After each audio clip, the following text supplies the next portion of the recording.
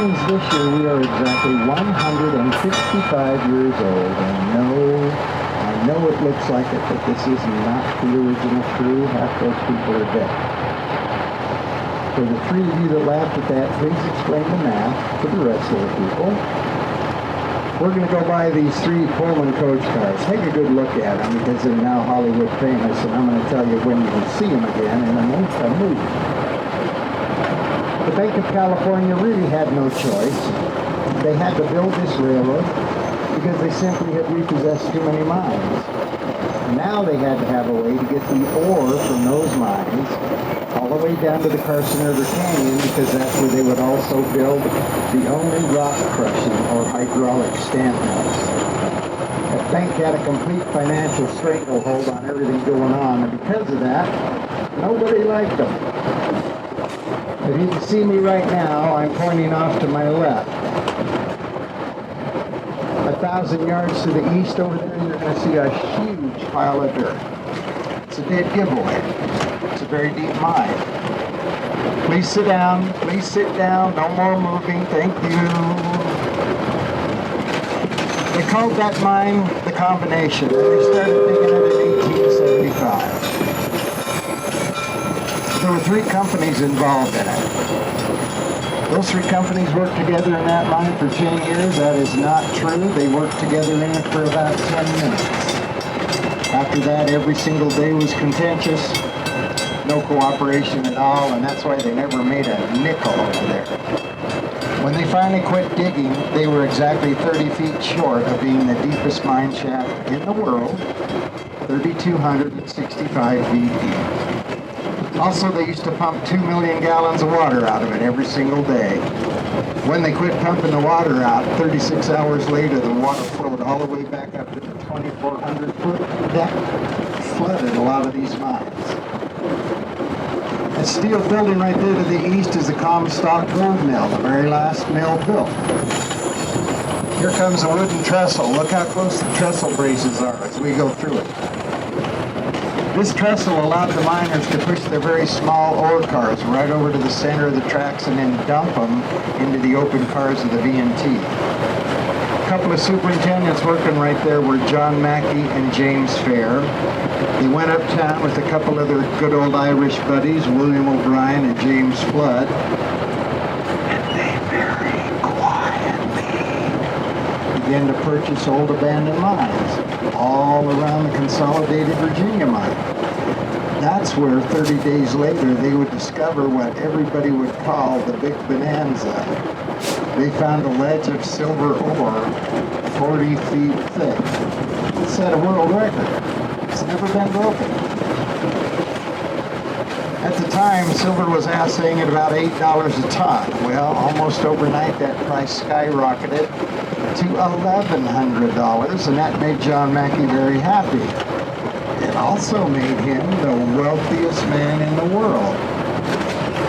Later, he would be very instrumental in the construction of both the transatlantic and trans-Pacific telegraph lines. He did that primarily to irritate a man named Jay Gould, who thought for years he was the communications magnet of the world.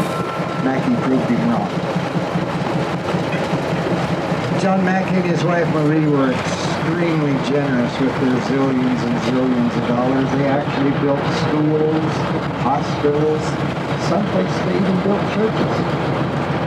Mackey learned the nickname the Mining Millionaire because even after he was so wealthy, he would sometimes go down into some of his mines and just work with the crew. He enjoyed the work that much. Right over here to the east, you're going to see where our shop is.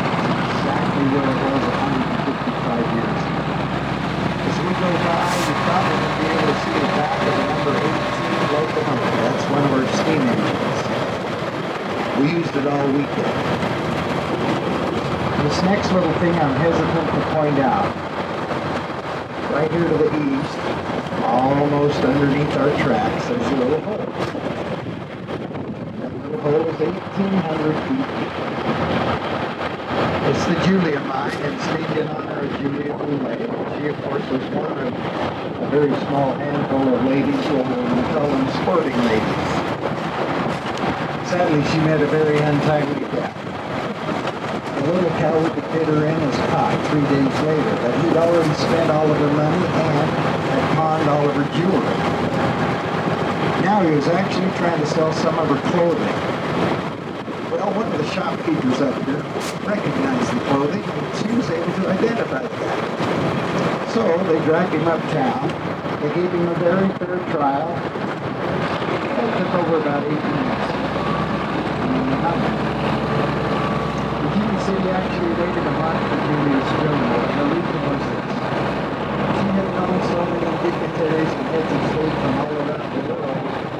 They asked her about the time to look out the candidate to be the finest person. Territorial Enterprise Road at the time was a remarkable leap. By the way, she was the only lady of that profession allowed to carry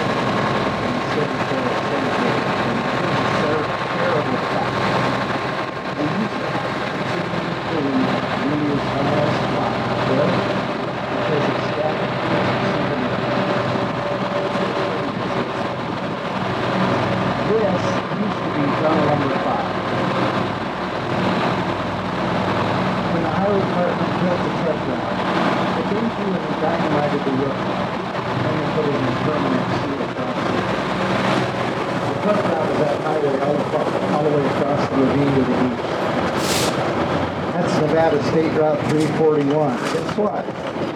Every summer we close that highway for 2 days and we have a car race. The name of the event is the Virginia City Hill Climb. It's always well attended by and usually even sponsored by the Ferrari Car Club of North America. You don't have to have a Ferrari to be in that race. It never hurts to have a Ferrari.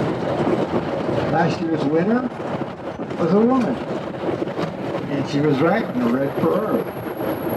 Now, if you've never been up or down that little mountain road, you're going to have to take my word for the fact that there are very few straightaways. But they clocked her at 122 miles an hour, and the car was perfectly unscathed. We saw some Porsches that were destroyed. I saw a Maserati that they took out of here in bags. You got to be pretty careful if you're going to try and win that race. Right here on both sides of our tracks, we have 2 of our state trees. We have pinyon pines and mountain junipers. These pinyon pines would offer up the staple for the Washoe and Paiute Indian tribes in the form of pine nuts. Can you guys think of anything we still make with pine nuts? Pesto. Oh. Why do we harvest juniper berries? What do we get?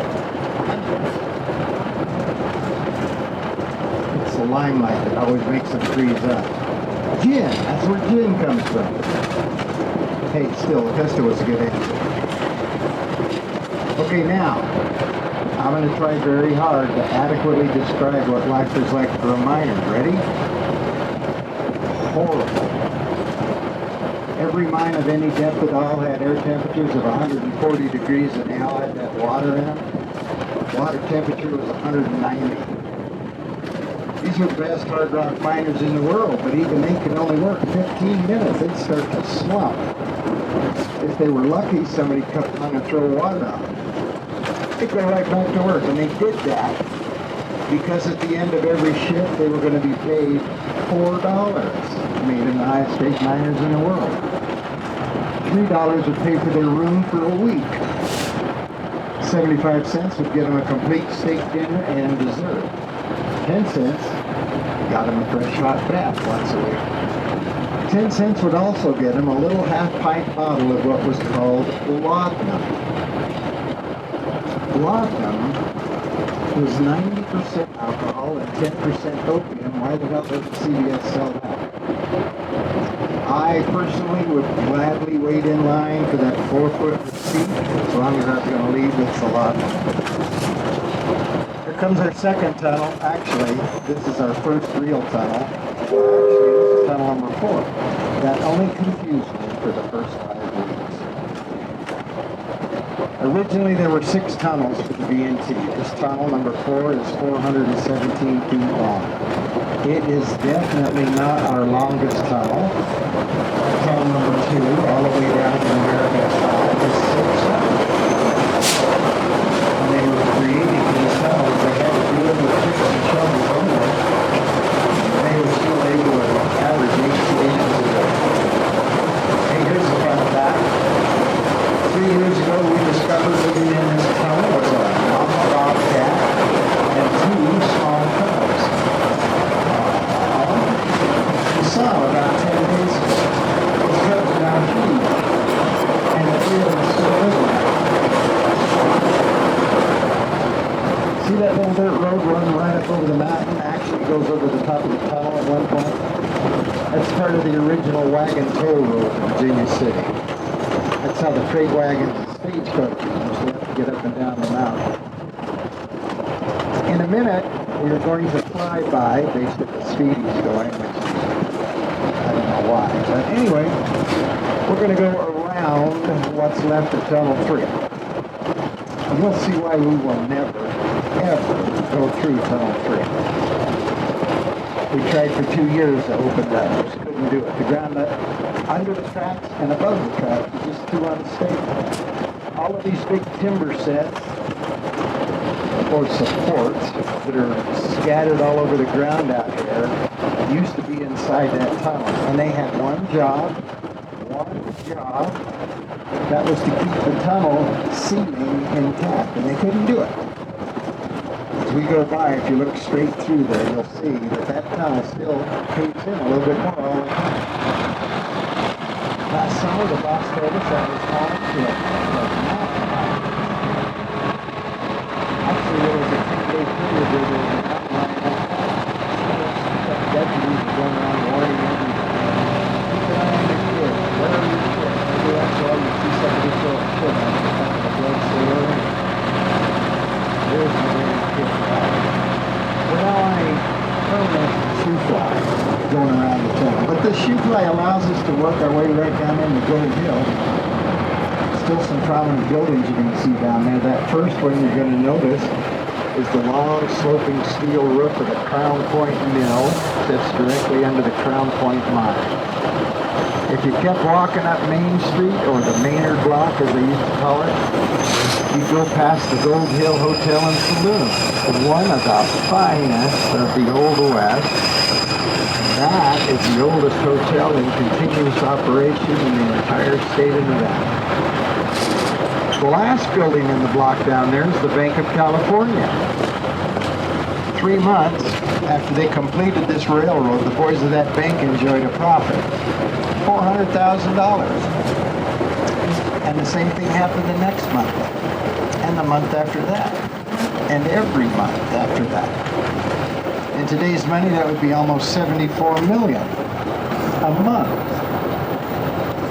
If we had $74 million, we could probably fill the gas tanks of almost everybody on this train this week. This little bell hanging in the tower here is a monument to all the valiant volunteer firefighters who used to live right here in Gold. The bell hung above the Liberty Firehouse, just down the highway about 2.5 blocks.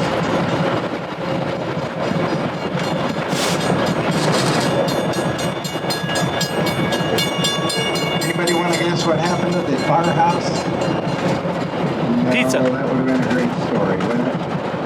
Actually, one day high wind blew it over. All we have left is that 6,050 feet.